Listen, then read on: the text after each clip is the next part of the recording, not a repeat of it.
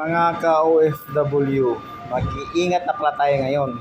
Ayon sa pahayag ni NBI Director Santiago na tayo daw mga Pilipino ay hindi na makakauwi sa bansang Pilipinas. Dahil pag hindi ka umaayon sa administrasyon nila, tayo daw ay automatically nahuhulihin at hindi na daw natin makikita ang ating pamilya o mahal natin sa buhay dyan sa Pilipinas. Dahil doon pa lang sa airport ay kukunin na tayo nila. Ano na ba ang bansa ngayon ng Pilipinas? Diba? Demokrasya tayo. Magpapahayag tayo sa ating mga saloobin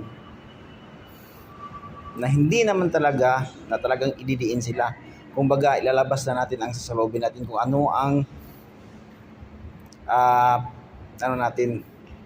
what they call this one, English yun na, kung ano yung sasabihin natin kung nasa sa loob natin.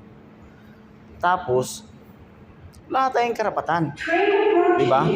Nasaan ngayon ang hustisya? Kaya, sa lahat ng mga OFW all around the world, tayo po ay mag-ingat dahil tayo ngayon ay wala na tayong silbi sa bansang Pilipinas.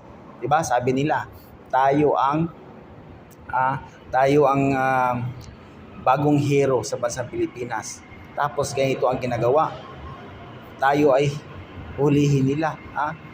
Tayo ang may mas malaking ambag bilang isang OFW na nagbibigay ng pera sa Pilipinas. Ngayon ay wala ng saysay. Kaya kayo na po humusga mga kababayan ko, kapwa OFW.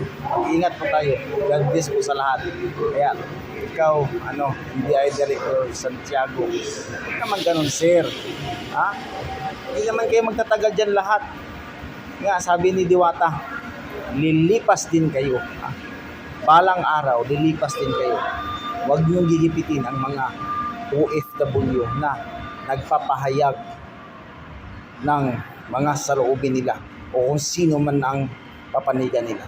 Kaya mag-ingat po tayo lahat. God bless po.